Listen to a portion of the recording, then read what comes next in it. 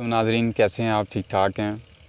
میں امید کرتا ہوں آپ بالکل ٹھیک ٹھاک ہوں گے، اور میری دعا ہے کہ اللہ تعالیٰ سب کے لیے آسانیاں پیدا فرمائے اور دوسروں میں زیادہ سے زیادہ خوشیوں کو تقسیم کرنے کی توفیق اور طاقت عطا فرمائے۔ حقیقت میں اگر دیکھا جائے تو قرآن پاک میں اللہ تعالیٰ کا بھی یہی فرمان ہے کہ تم دوسروں کے لیے آسانیاں پیدا کرو، میں تمہارا رب ہو کر تم سے وعدہ کرتا ہوں کہ میں تمہاری راہ آسان کر دوں گا۔ ہمارے لیے یہ ایک بہت بڑا انعام ہے کہ اللہ تعالیٰ ہم سے یہ وعدہ کر رہا ہے کہ تم اگر دوسروں کے لیے آسانیاں پیدا کرتے ہو تو میں تمہارا رب تمہارے لیے آسانیاں پیدا کر دوں گا۔ تم دوسروں میں خوشیوں کو تقسیم کرو تو میں تمہارا رب تمہارے لیے تمہاری زندگیوں میں خوشیاں پیدا کر دوں گا۔ اللہ تعالیٰ ہمیں زیادہ سے زیادہ خوشیوں کو تقسیم کرنے کی توفیق عطا فرمائے۔ میں محمد شہباز آپ کی خدمت میں یوٹیوب چینل ورژن 2023 کے ساتھ آپ کی خدمت میں حاضر ہوں جی۔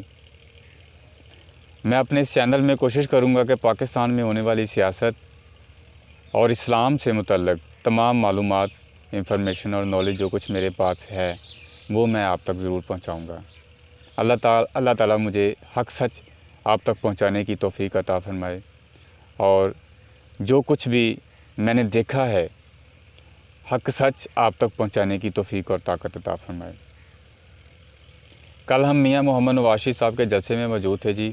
MNA سہیل شوکت بٹ صاحب آف پسین، ان کے ساتھ ان کے قافلے کے ساتھ ہم وہاں پہنچے، اور مینار پاکستان میاں محمد نواز صاحب کی جو آمد ہوئی اس پر ہم بات کریں گے، اور کس طرح سے جیالے انہوں نے خوشی کا اظہار کیا، یہ ساری باتیں ہم آپ کے ساتھ آج شیئر کریں گے۔ بہت خوشی کا منظر تھا جی۔ کل جیالوں نے اتنی خوشی منائی ہے کہ منظر دیکھنے والا تھا۔ گاڑیوں پر، موٹر سائیکلوں پر، کچھ پیدل، پاکستان کے ہر شہر سے، ہر قصبے سے، دیہات سے، ہر جگہ سے جیالے وہاں پر موجود تھے، اور محب وطن، پاکستان سے محبت کرنے والے لوگ جو کہ پاکستان کو ایک پلیٹ فارم پر دیکھنا چاہتے ہیں، پاکستان کو آگے بڑھتا ہوا دیکھنا چاہتے ہیں، پاکستان کی ترقی میں خوش ہیں، اپنے لیڈر کے استقبال کے لیے وہاں پر موجود تھے۔ اور لیڈر جب وہاں پر پہنچے تو ان کی خوشی کا اندازہ نہیں لگایا جا سکتا کہ وہ کتنے خوش تھے۔ بہت وہ پہلے غمگین تھے، پریشان تھے، دکھ میں تھے۔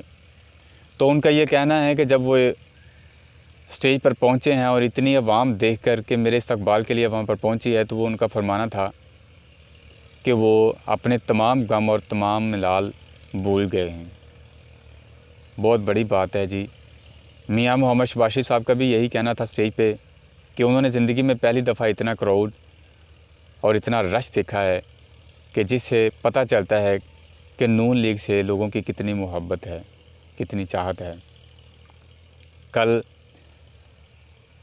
ملک دشمن، ملک سے نفرت کرنے والے لوگ جو ملک کو آگے بڑھتا ہوا نہیں دیکھنا چاہتے، ان کا کیا حال تھا میں تو نہیں جانتا، اللہ ہی جانتا ہے بہتر۔ لیکن اللہ تعالیٰ سب کے لیے آسانیاں پیدا فرمائے، اور دوسروں کو زیادہ سے زیادہ مثبت سوچ رکھنے کی توفیق دے۔ پاکستان کے لیے اچھا سوچیں، پاکستان سے محبت کریں۔ پاکستان بڑی جدوجہد کے ساتھ حاصل کیا گیا ہے، ہمارے بڑوں نے بڑی مشقتوں سے، بڑی محنتوں سے اور بڑی قربانیوں کے بعد اس کو حاصل کیا ہے، اور ہمارا فرض بنتا ہے کہ ہم اس کے لیے جو کچھ بھی ہو ہم ضرور کریں، جان، مال، عزت، جو کچھ بھی ہو ہم اس کے لیے حاضر ہوں۔ کل میاں محمد نواز صاحب کی طرف سے یہ آرڈر تھا جی، سارے وہاں پر مینار پاکستان پہنچیں، اور مجھے خوشی ہوگی، اور ان کا کہنا بھی یہی تھا کہ اتنا کراؤڈ دیکھ کر ان کو حقیقت میں سارے غم اور سارے دکھ بھول گئے۔ دکھ کیا تھے، غم کیا تھے جی؟ ان کی کچھ ماضی کی یادیں تھیں، کچھ حالات و واقعات تھے جو ان کے ساتھ بیتے تھے۔ انہوں نے ان باتوں کو، ان ماضی کے خیالات کو دنیا کے ساتھ شیئر بھی کیا ہے اور بتایا بھی ہے کہ کیا ان کا یہی قصور تھا کہ وہ مہنگائی کو کنٹرول کرنا چاہتے تھے۔ جب ان کا دور تھا تو اس وقت گھی 60 روپے کلو تھا، تو جب عمران خان صاحب کی حکومت ختم ہوئی ہے تو اس وقت گھی کی قیمت کیا تھی؟ 550 روپے کلو۔ جب ان کا دور تھا تو پٹرول 60 روپے لیٹر تھا، تو جب عمران خان صاحب کی حکومت کا اینڈ ہوا ہے تو اس وقت پٹرول کتنا تھا جی؟ 320 330 تھا۔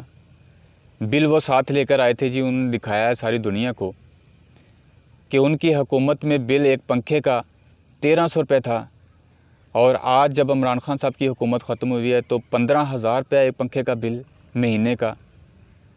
کیا یہ زیادتی نہیں ہے؟ کیا یہ ظلم نہیں ہے؟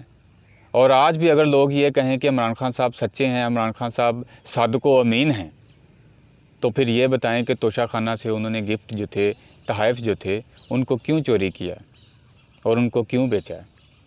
کیا وہ ملک کا سرمایہ نہیں تھا؟ کیا وہ پاکستان کی امانت نہیں تھی؟ ان کو اس طرح سے بیچ دیا جاتا ہے؟ کیا کبھی کسی نے اس طرح سے بھی کیا ہے؟ انہوں نے ساری باتیں دہرائی ہیں، اور ان کا یہ کہنا تھا کہ ان کا قصور یہ تھا کہ انہوں نے پاکستان کے لیے بہتری سوچی اور ان کو جیل میں بند کر دیا گیا، اور جیل میں ان کو ایسے بند کیا ہے کہ ایک چھوٹے سے سیل میں ان کو بند کر دیا گیا، جہاں صرف ایک چارپائی تھی یا پھر ایک کرسی تھی جہاں وہ اٹھ بیٹھ سکتے تھے، لیٹ سکتے تھے، بس ان کو قید کر دیا گیا، ان کو تنہا کر دیا گیا، ان کو پاگل کرنے کی پوری کوشش کی گئی، ان کو مارنے کی کوشش کی گئی۔ کیا یہ ناانصافی نہیں ہے؟ ان کی بیوی کلثوم بیمار تھی، اور ان سے بات کرنے کے لیے سپرڈنٹ سے بات کی کہ ان کے پاس 3-4 موبائل پڑے ہوئے تھے حالانکہ ٹیبل پہ، ان سے کہا گیا کہ پلیز ان سے بات کروا دی جائے، تو انہوں نے یہ کہہ کر ٹال دیا کہ ان کو اجازت نہیں ہے۔ تو ان کو اس بات پر بہت دکھ ہوا کہ کیا یار میں پاکستان کا شہری نہیں ہوں؟ کیا میں اس ملک میں نہیں رہتا؟ ان کو ایک کال کرانا اتنا مہنگا پڑ گیا ہے، حالانکہ جیل کے اندر قیدیوں کو اجازت ہوتی ہے، وہ بات کر سکتے ہیں، اپنے ورثاء سے بات کر سکتے ہیں، اپنے ورثاء کے ساتھ اپنے خیالات اور اپنے نظریات شیئر کر سکتے ہیں، ان کے لیے کوئی مشکل نہیں ہے۔ وہ کچھ منگوانا چاہیں تو ان سے فون پر بات کر کے ان کو بتا سکتے ہیں۔ ایک ٹائم مخصوص ہوتا ہے، ہفتے کے اندر ایک دن ہوتا ہے، تو یہ کوئی بڑی بات نہیں تھی۔ تو کیا میاں محمد نواز شریف صاحب کے لیے یہ مشکل ہو گیا تھا؟ یہ زیادتی نہیں ہے؟ یہ ساری باتیں انہوں نے عوام کے ساتھ کل شیئر کی ہیں جی۔ اگر دیکھا جائے تو اس میں جھوٹ نہیں ہے، یہ بالکل سچ ہے۔ ان کی بیوی بیمار تھی کلثوم، ان کو فون پہ بات نہیں کرنے دی، اور 2-2.5 گھنٹے کے بعد ان کو کال آ گئی کہ کلثوم اللہ تعالیٰ کو پیاری ہو گئی ہیں۔ اللہ تعالیٰ ان کو جنت میں جگہ عطا فرمائے جی، اللہ تعالیٰ ان کے لیے آسانیاں پیدا فرمائے، اور یہی ان کی آزمائش تھی جی میاں محمد نواز شریف صاحب کی۔ دیکھیں جی، جب اللہ تعالیٰ کسی سے محبت کرتا ہے، پیار کرتا ہے، بندہ کوئی اچھا کام کرتا ہے تو پھر اللہ تعالیٰ اسے محبت کرتا ہے تو اس کو آزمائش میں ڈال دیتا ہے، اس کو دکھوں میں، پریشانیوں میں، مصیبتوں میں ڈالتا ہے۔ اللہ تعالیٰ اپنے بندوں کو آزماتا ہے۔ میاں محمد نواز شریف صاحب کی یہ ایک آزمائش تھی، اور اللہ تعالیٰ نے ان کو آزمائش میں کامیاب کیا، اور ماشاءاللہ وہ آج کل پھر پاکستان واپس آئے ہیں، اور انہوں نے یہ وعدہ کیا ہے کہ انشاءاللہ تعالیٰ پاکستان جیسے پہلے ترقی کی طرف اور کامیابی کی طرف گامزن تھا، اس دفعہ بھی انشاءاللہ تعالیٰ پھر سے وہ ترقی اور کامیابی کی طرف گامزن ہوگا، اور بہت جلد پاکستان سٹینڈ ہوگا۔ ان کا فرمانا تھا کہ 1999 میں جب انہوں نے پاکستان کی طرف سے ایٹمی دھماکہ کیا ہے تو ان کو بہت ساری آفرز کی گئی تھیں۔ امریکہ میں اس وقت کلنٹن کی حکومت تھی، بن کلنٹن کی حکومت تھی، اور اس نے یہ آفر کروائی تھی میاں محمد نواز شریف صاحب کو کہ میں آپ کو $5 ارب کی آفر کرتا ہوں پاکستان کے لیے، لیکن آپ یہ ایٹمی دھماکہ نہ کریں۔ انڈیا نے کر لیا ہے لیکن آپ نہ کرو۔ لیکن انہوں نے پاکستان کی عزت کے لیے، پاکستان کی شہرت کے لیے، اور دنیا میں پاکستان کے نام کے لیے اس آفر کو ٹھکرا دیا تھا۔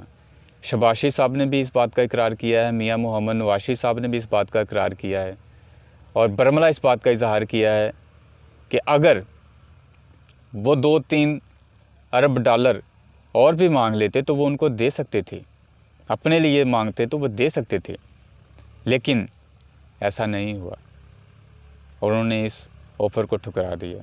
واجپئی صاحب اسی جگہ پر مینار پاکستان آ کر انہوں نے نواز شریف صاحب سے یہ کہا تھا کہ ہم پاکستان کو ایکسیپٹ کرتے ہیں، ہم پاکستان کو قبول کرتے ہیں۔ اس وقت کیا صورتحال تھی، آج کیا صورتحال ہے؟ میاں محمد نواز شریف صاحب نے یہ ساری باتیں عوام کے ساتھ شیئر کی ہیں کل۔ اللہ تعالیٰ ان کو جزا عطا فرمائے، اور اللہ تعالیٰ ان کو زیادہ سے زیادہ دوسروں میں آسانیاں تقسیم کرنے کی توفیق عطا فرمائے، اور زیادہ سے زیادہ خوشیاں تقسیم کرنے کی توفیق عطا فرمائے، اور اللہ تعالیٰ ان کے لیے آسانیاں فرمائے۔ MNA سہیل شوکت بٹ صاحب بھی وہاں پر موجود تھے، اور بڑی توجہ کے ساتھ ان کی باتیں سنتے رہے، تالیاں بجاتے رہے، ان کے جیالے بھی خوشیاں مناتے رہے۔ میاں محمد نواز صاحب کو پھولوں کے ہار پہنائے گئے، پھول نشاور کیے گئے، مٹھائیاں بانٹی گئی، بنگڑے ڈالے گئے، آتش بازی کی گئی۔ میڈیا پہ آپ نے یہ سب کچھ دیکھ لیا ہوگا۔ جو باعزت ہوتا ہے، جو عزت کا حقدار ہوتا ہے، اللہ تعالیٰ اس کو عزت ضرور عطا فرماتا ہے۔ عزت اور ذلت اللہ تعالیٰ کی طرف سے ہے، اللہ تعالیٰ جس کو چاہتا ہے عطا فرماتا ہے۔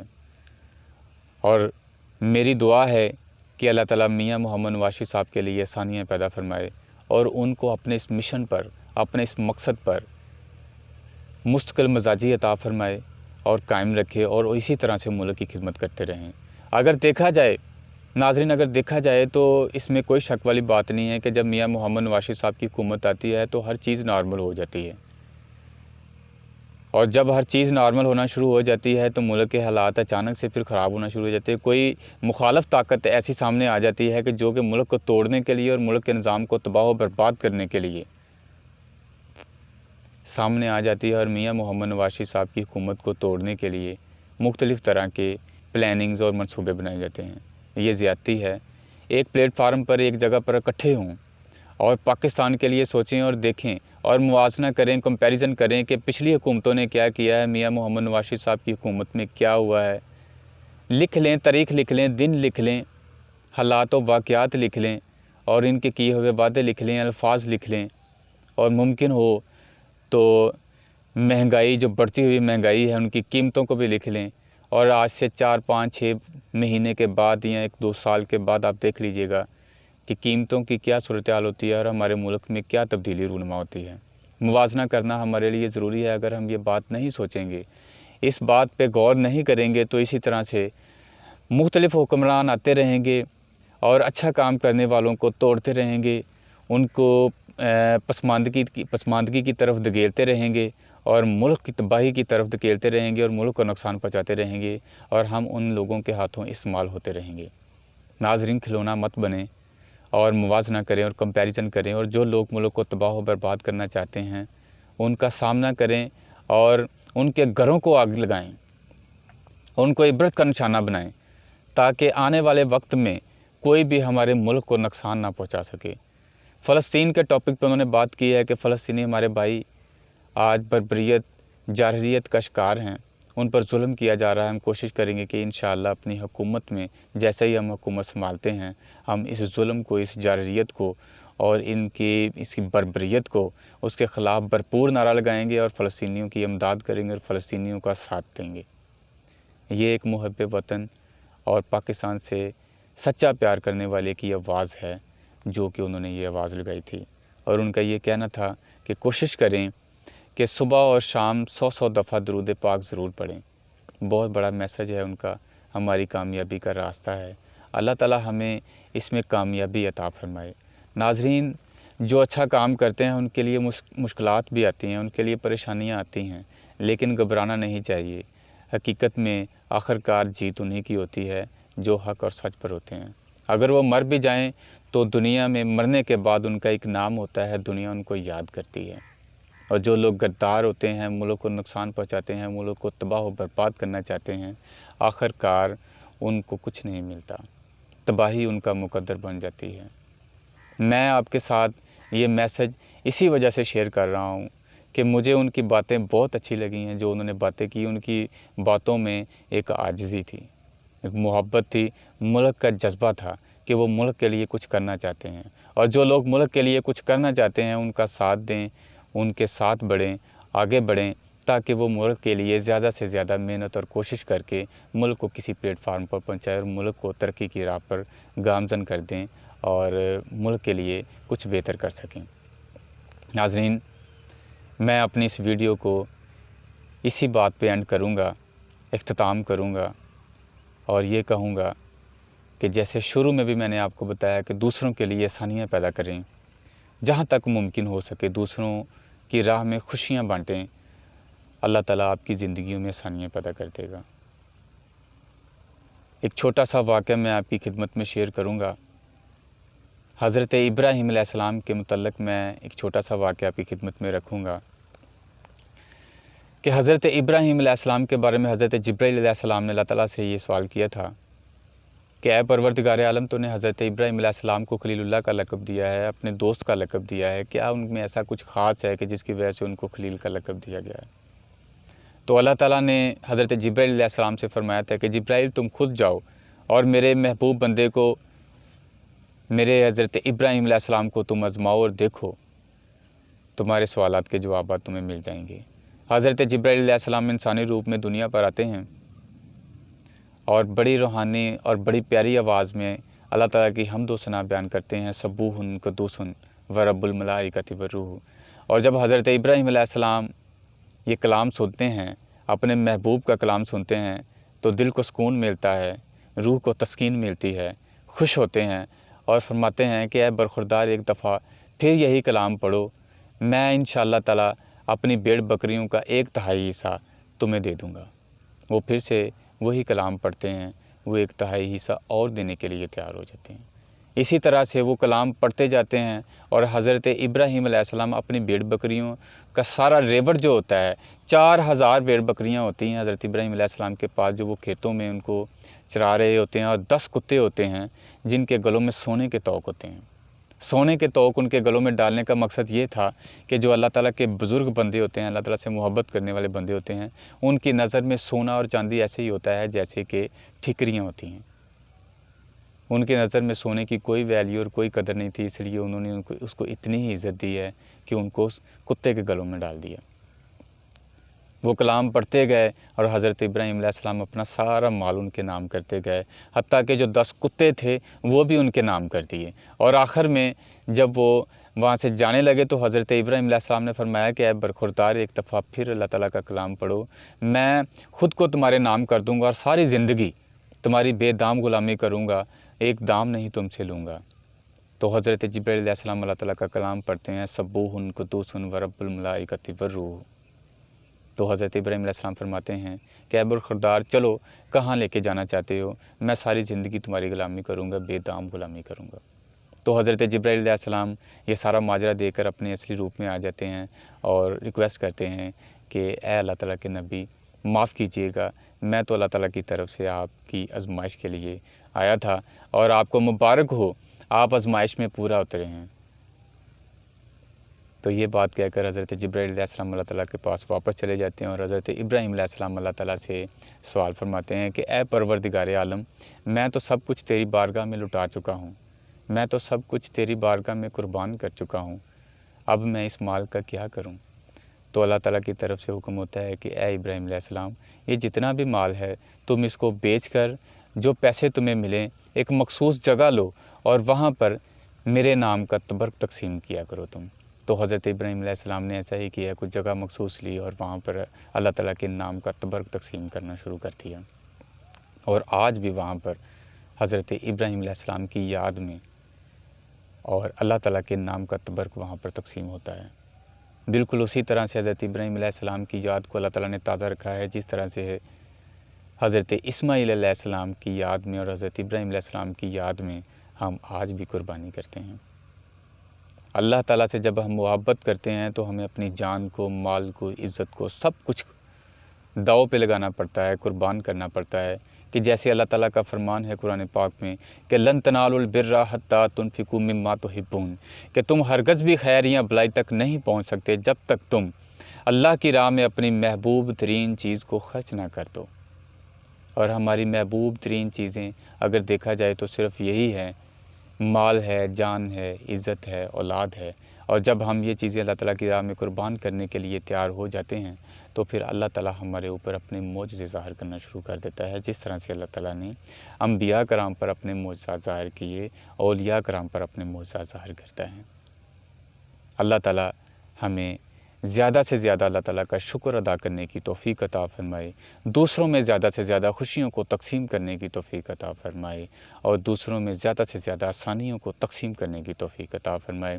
اور اللہ تعالیٰ کا جو فرمان ہے کہ تم دوسروں کے لیے آسانیاں پیدا کرو، میں تمہارا رب ہو کر تم سے وعدہ کرتا ہوں کہ میں تمہاری راہ کو آسان کر دوں گا۔ ہمیں اللہ تعالیٰ کا شکر ادا کرنا چاہیے کہ اللہ تعالیٰ کی طرف سے عطا کردہ ہمارے پاس بہت ساری نعمتیں ہیں، اور اللہ تعالیٰ کی ان نعمتوں کا شکر ادا کرنا ہمارے لیے بہت ضروری ہے۔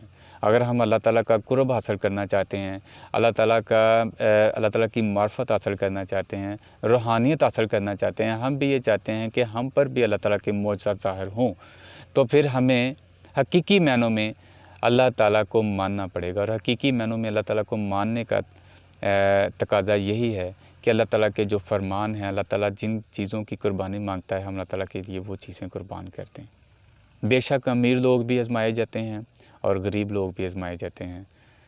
امیر کی امیری سے آزمایا جاتا ہے کہ اس کے اندر سخاوت کتنی ہے، اور غریب آدمی کو اس کی غربت سے، اس کی فقیری سے آزمایا جاتا ہے کہ اس کے اندر صبر کتنا ہے، کہ وہ کتنا زیادہ صبر کرتا ہے۔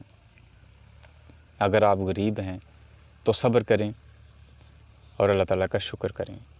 اگر آپ امیر ہیں تو سخاوت کریں، زیادہ سے زیادہ اللہ تعالیٰ کی راہ میں خرچ کریں، تو اسی طرح سے آپ اللہ تعالیٰ کا قرب حاصل کر سکتے ہیں۔ اللہ تعالیٰ ہمارے لیے وہ راہ آسان فرما دے جو اللہ تعالیٰ کی طرف جاتی ہے۔ اللہ تعالیٰ ہماری منزلوں کو آسان کرے۔ یقیناً اگر آپ بھی اپنی سوچ کو پازیٹیو کر لیتے ہیں، اپنے دل کو کشادہ کر لیتے ہیں، تو مجھے امید ہے کہ وہ وقت دور نہیں کہ پاکستان بھی انشاءاللہ بہت جلد ایک پلیٹ فارم پر کھڑا ہوگا۔ لیکن اس کے لیے ہمیں اپنی سوچ کو بدلنا ہوگا، ہمیں اچھے اور برے میں فرق کرنا ہوگا۔ ہمیں کوئی بھی حکمران آتا ہے تو ہمیں اس کے پچھلے ریکارڈ کو دیکھنا چاہیے کہ اس کا پچھلا ریکارڈ کیسا ہے، وہ کیسا بندہ ہے۔ اگر تو اس نے اچھے کام کیے ہیں تو پھر ہم نیکسٹ بھی اس سے امید رکھ سکتے ہیں۔ اگر اس کا ریکارڈ ٹھیک نہیں ہے تو پھر ہم اس سے امید نہیں رکھ سکتے۔ میاں محمد نواز شریف صاحب جب بھی آتے ہیں تو ملک کے حالات بہتر ہو جاتے ہیں۔ یہ ہم چیز ایکسیپٹ کرتے ہیں، یہ چیز مانتے ہیں، اور اس چیز کو ماننا چاہیے اور اس میسج کو دوسروں تک پہنچانا بھی چاہیے۔ ایک محب وطن ہونے کی حیثیت سے جو لوگ پاکستان سے محبت نہیں کرتے، ان کے اندر بھی محبت کا جذبہ پیدا کرنا چاہیے جو پاکستان کے شہری ہیں۔ اور اللہ تعالیٰ ہمارے لیے آسانیاں پیدا فرمائے اور زیادہ سے زیادہ دوسروں میں خوشیوں کو تقسیم کرنے کی توفیق عطا فرمائے۔ وما علینا الا البلاغ المبین۔